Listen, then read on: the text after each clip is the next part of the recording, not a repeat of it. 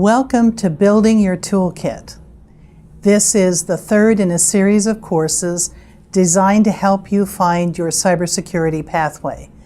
I'm Dr. Barbara Endicott-Popovsky, who's the lead instructor for the series, and I'm very happy to introduce you to David Oxsmith, who is the Senior Principal Scientist at the Applied Physics Lab in cybersecurity. But that's not all that David has done or is currently doing. I've known David for a number of years in a variety of incarnations. He has been involved with cybersecurity in the public sector, the private sector, working for government, industry, and academia, with a career that spans both research and practitioner activities. And because of this breadth, David is bringing a wealth of knowledge to this class and has some valuable insights for you. So David, thank you for coming. Thank you very much. And I wouldn't do you justice because I know you have an incredible background. Could you explain a little bit about your pathway into cyber and what you've done? That. So when I got started, there weren't even degrees in computer science. In fact, when I did my undergraduate, actually was in biochemistry. I had the intent of being a biochemist, but decided I didn't like biochemistry. It's a long story in and of itself.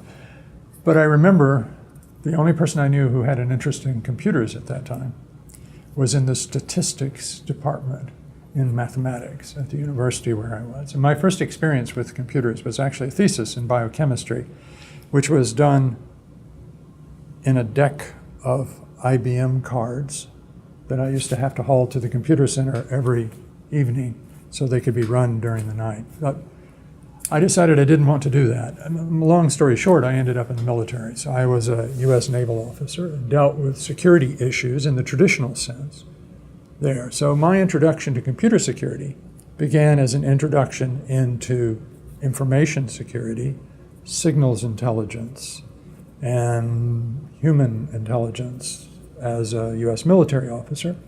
And I worked on building boxes and things that either provided security for government or were used by other people to spy on other governments. So essentially, I came at it from the traditional intelligence kind of way. But I sort of followed topics at the time. And so one of the earlier topics that involves computers was Tempest.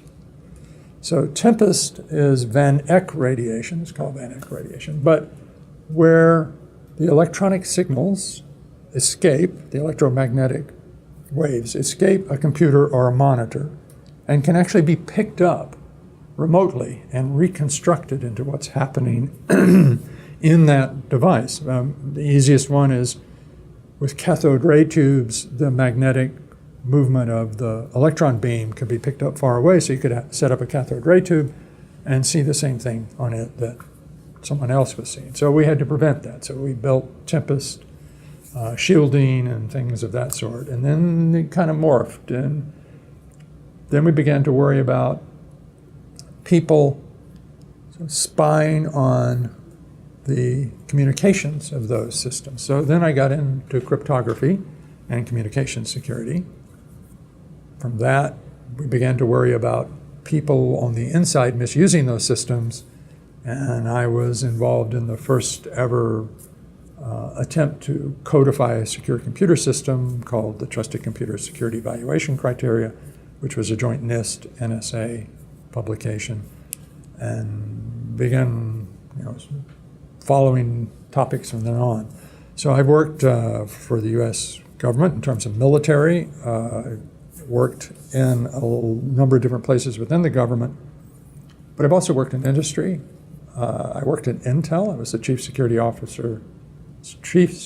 architect at Intel Corporation for about 10 years during Andy Grove's tenure. And then I went to work at Microsoft, and I worked in a group that was providing scientific services to governments, and my service that I provided was computer security types of things.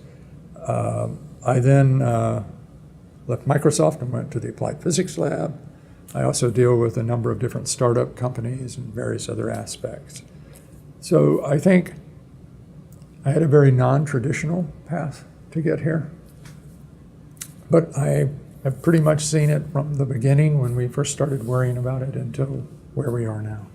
What I particularly appreciate about your perspective, David, is your systems view, how you interconnect all of the history and the progress that we've made in this field. Do you have a little summary for students about what they should expect from this class?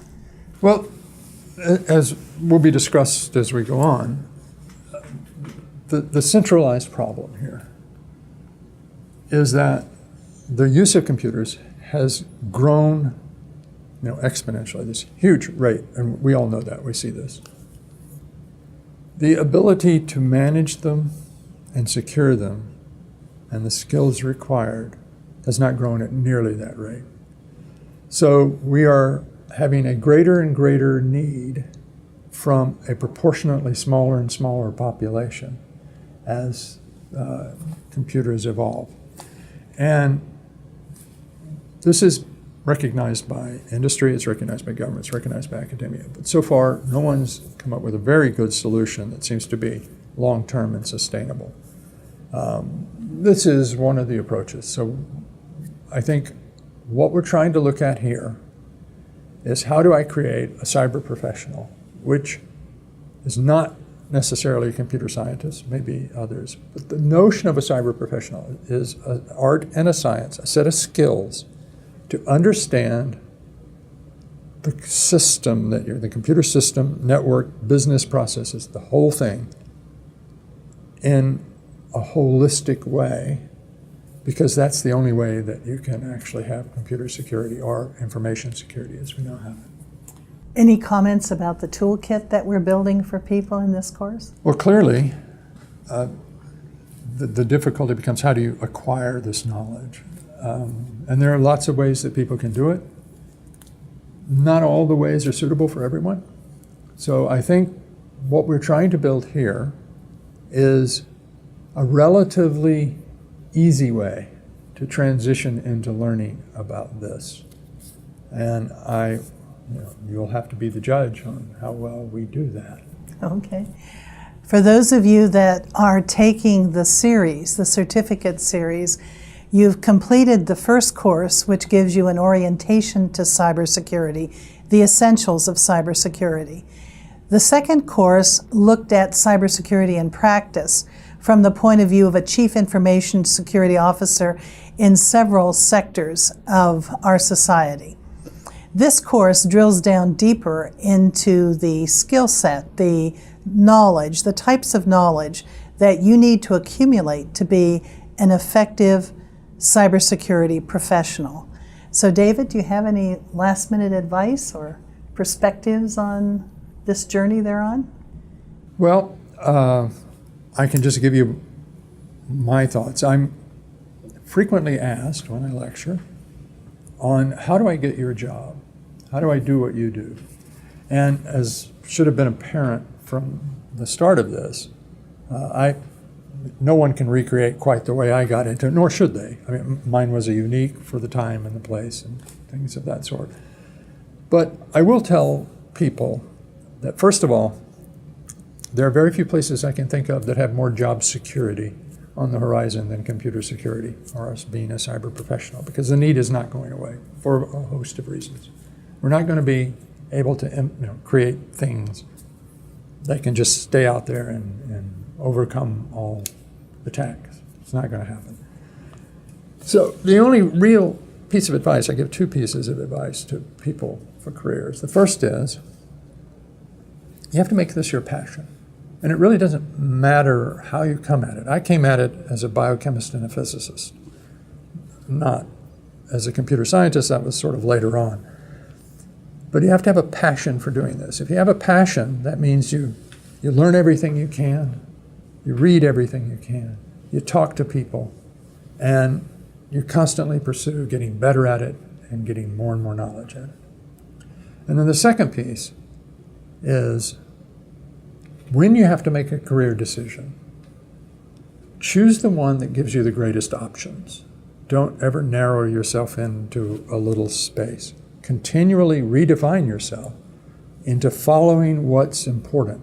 I moved from building boxes to cryptography to hardware security to software security to system security to hunting bad guys. And that's because that became the focus of a 5 to 10 year period of time when that was the topic that people were investing in, and that was what was important in terms of computer security. So passion and not limiting yourself, And continuing to grow and expand your opportunities. absolutely. Like the computer system, if you're static, you will fail. Absolutely great advice. So let's get started with building your toolkit.